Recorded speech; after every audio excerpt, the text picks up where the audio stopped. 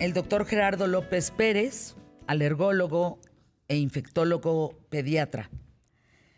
Hay que hablar sobre las vacunas COVID para menores de 12 años, pero sí quiero decirles que ayer fue el día en donde, desde que inició la pandemia en México, desde que se presentó el primer caso, hasta ayer fue el día en donde más casos de contagio se registraron en la historia del COVID en México. ¿Qué te representa eso, Gerardo López? Cuéntanos. ¿Qué representa? Hola, ¿qué tal? ¿Cómo están? Muy buenas tardes. Muy buenos días todavía.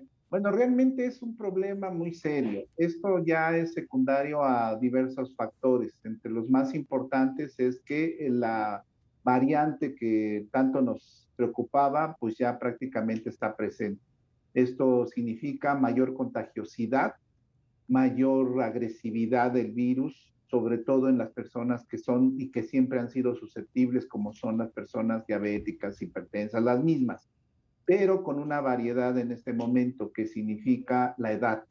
En este momento los jóvenes son los más afectados, como se ha observado, entre ellos personas que van de los 20 a los 40 años y desgraciadamente también afectando a los niños. Entonces, esta es una condición que nos debe de preocupar muy seriamente porque es algo que se venía y se sentía venir y que realmente pues la única forma que se podía haber evitado era precisamente reforzar las medidas preventivas.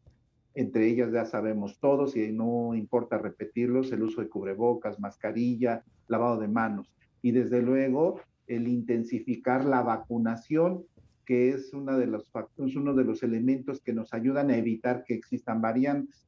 Pero si nos enlentecemos en la aplicación de vacunas, pues obviamente los virus tienen la oportunidad de Claro. cambiar y de transformarse. Yo recuerdo que una de las primeras informaciones que se dio en relación al COVID es no le da a los niños. Los niños no se contagian de COVID, ¿te acuerdas? Fueron los primeros Desde luego, meses. Y hoy nos damos cuenta que justamente por no vacunarlos, en el caso de México, como sí se ha hecho en otros países, pues hoy son los más vulnerables frente a las variantes del COVID que tenemos. Cercano, te puedo hablar de la muerte de un niño de 14 años, de casos terribles de intubación, de niños que contagiaron además a los abuelos. O sea, hoy es un foco rojo, doctor. Antes, los que tenían pues 18 años, ¿no? Pues no tenían problema, pero pues fíjate que han fallecido hasta hoy 41 niños, entre niños y adolescentes, 41. 18 de ellos tenían una edad de entre 0 y 5 años, 11 de ellos entre 6 y 11 años y 12 de ellos entre 12 y 17 años. Esa es la así es. estadística y esos son los datos. Pues lo que se pensaba al inicio, y de hecho es una de las manifestaciones más importantes de COVID, es de que sus receptores del virus se presentan en las personas adultas y esto se observaba más en los hombres. Entonces se tenía una relación directa con la edad y con la enfermedad ya establecida, es decir, que estuviera una persona más enferma durante toda su vida de tal manera que los niños tenían esa situación de excepción para poder ser infectados.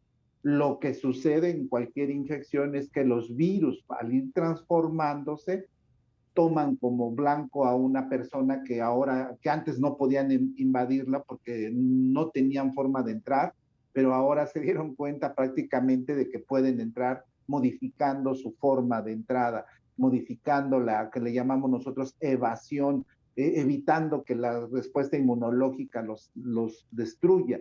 Entonces, esto desgraciadamente es lo que se espera en cualquier infección de manera natural. Esto es esperado, pero la forma en como los humanos debemos de protegernos, pues es precisamente tratar de evitar que esto se ocurra con todo lo que ya he mencionado anteriormente.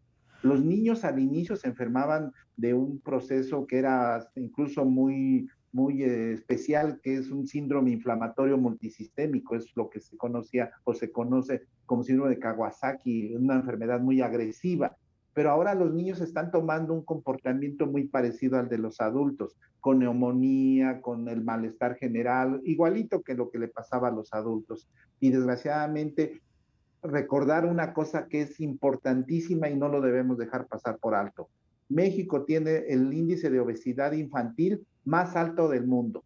Entonces tenemos niños con obesidad, niños con malnutridos, no necesariamente con obesidad, pero que tienen deficiencias vitamínicas, como es la vitamina D, la vitamina A, la vitamina C, que son elementos que modulan la respuesta inmunológica de manera correcta.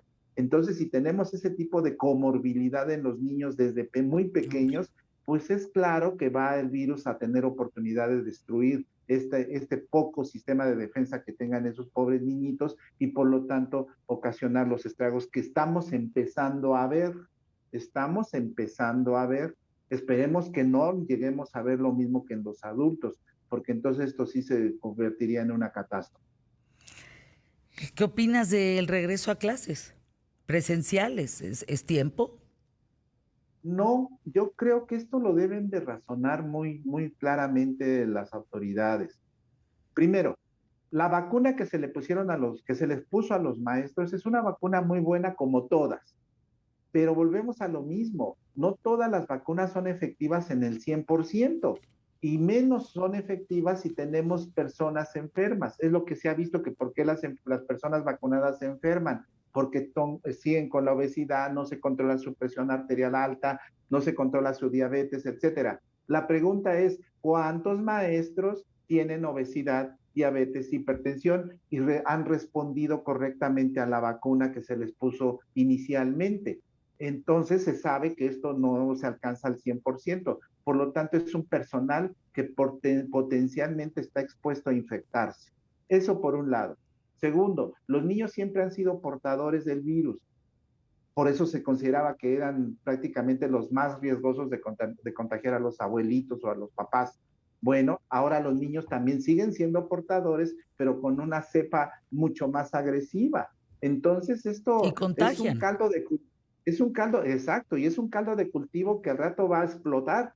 Tanto maestros como niños pueden tener riesgo de infectarse y de enfermarse. Entonces, creo que debemos de ser muy racionales en este sentido, tener precaución. La, Lo que sucedió en diciembre, perdón, no, no, Fernanda, adelante, lo que sucedió en lo, diciembre. lo que sucedió en diciembre y enero fue precisamente eso, porque se liberó todo. Todo el mundo ya daba por hecho de que ya se había acabado la pandemia. Y por eso todos se fueron a las fiestas de fin de año y enero y febrero fue la catástrofe. Ahorita nos hicieron creer que con unas dosis ya teníamos protección para la infección y sucede que no, que aunque tuviésemos dos dosis, muchos de nosotros somos susceptibles a enfermarnos. Y es lo que está pasando. No toda la población está vacunada, solo el 25%. Y digo Exacto. vacunada porque es la vacuna funciona cuando se ponen dos dosis. La gran mayoría de todas las vacunas son dos dosis. Entonces, si tenemos una sola dosis, es como no tener nada. Además de todos los factores que ya señalé, malos ambientales. Entonces, creo que debemos ser muy tranquilos, muy cautos. No debemos hacer berrinche, debemos ser precavidos con toda nuestra población. Y creo que aquí hay expertos en salud pública, hay expertos epidemiólogos que pueden normar la entrada progresiva de los niños en meses futuros.